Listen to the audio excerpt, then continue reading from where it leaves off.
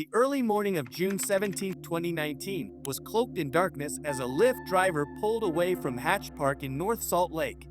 It was just past 3 a.m. and 23-year-old Mackenzie Lewick had landed at Salt Lake City International Airport barely an hour earlier.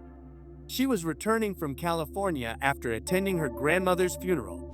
But instead of heading home, Mackenzie wheeled her suitcase across the dew-soaked grass toward a parked vehicle and disappeared.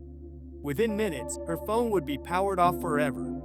The man she met that night had already disabled his home surveillance system. By sunrise, he'd begin covering his tracks. And by nightfall, he would ignite a fire that demanded attention.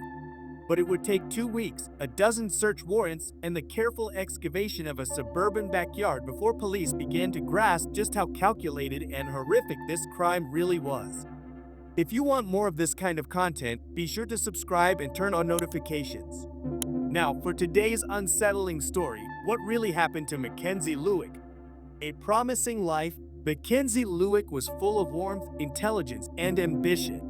Raised in El Segundo, California, she was known for her deep connection with family, especially her grandmother, whose passing brought her back to California in mid-June 2019.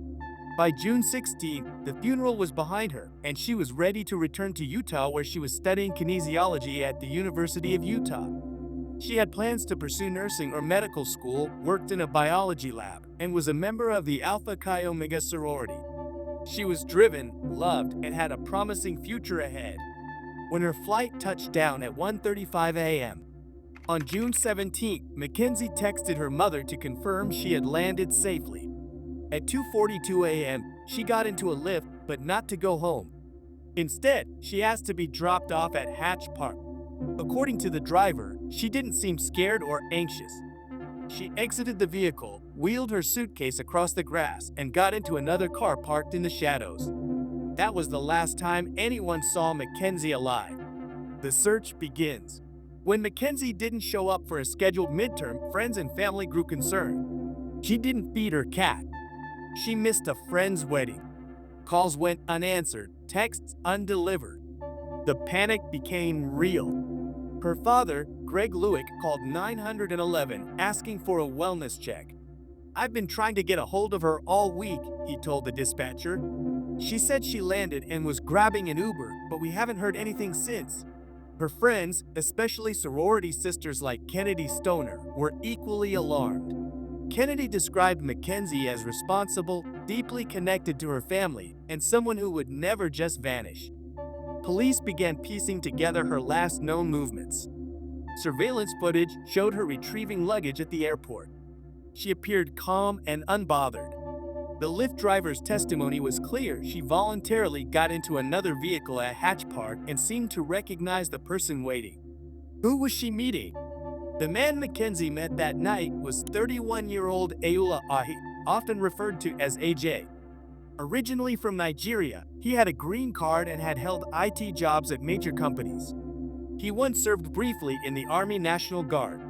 But behind that respectable exterior was a deeply troubling past. He had been expelled from Utah State University for visa violations and theft. He later tried returning but never graduated.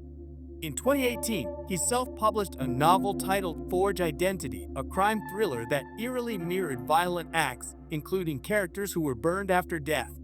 2 months before Mackenzie vanished, a local contractor revealed that AJ had asked him to build a secret, soundproof room beneath his front porch. AJ wanted it quickly, with no windows, a biometric lock, and hooks on the walls. When asked why, he claimed it was to hide alcohol from his Mormon girlfriend.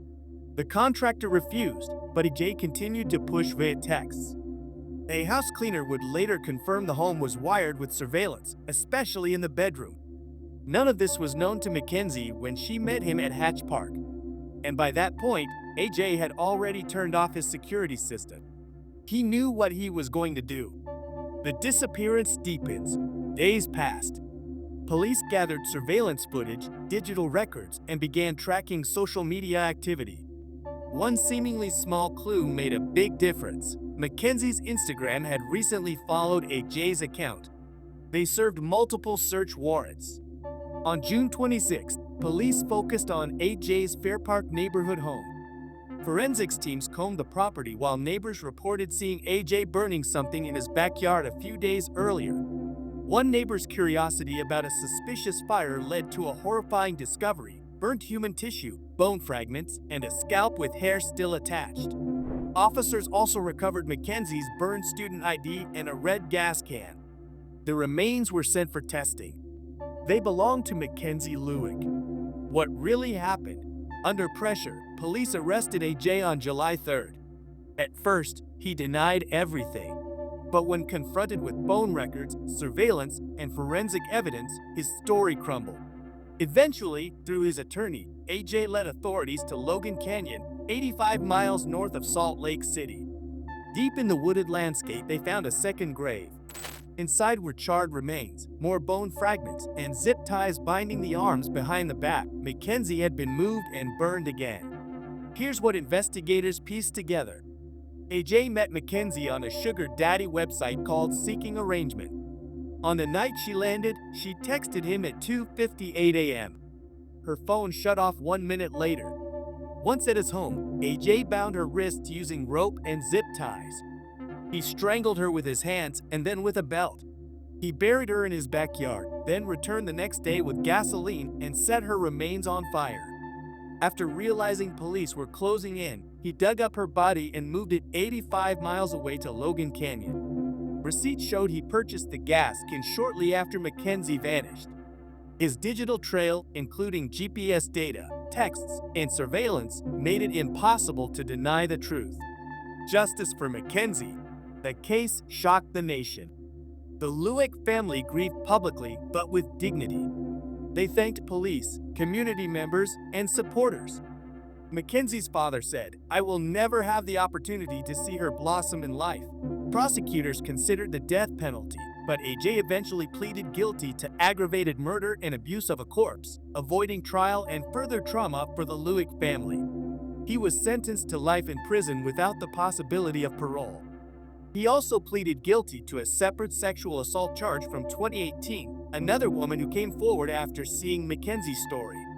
In court, AJ offered a simple apology. "I'm sorry for what I did." But no one believed it, not the judge, not the district attorney, and certainly not Mackenzie's family. No motive, just darkness. To this day, AJ has never given a motive. Prosecutors believe it was all about control and living out a twisted fantasy. There was no argument, no struggle, no long-standing relationship, just a meticulously premeditated act of evil. Mackenzie left traces behind: digital footprints, phone pings, social connections that ultimately led to justice. But her story is a haunting reminder of the dangers that can lurk behind seemingly ordinary interactions. This wasn't just a crime, it was a carefully executed plan that nearly went unnoticed. But thanks to the tireless work of investigators and the brave individuals who came forward, Mackenzie's story was not buried in silence. Be careful out there.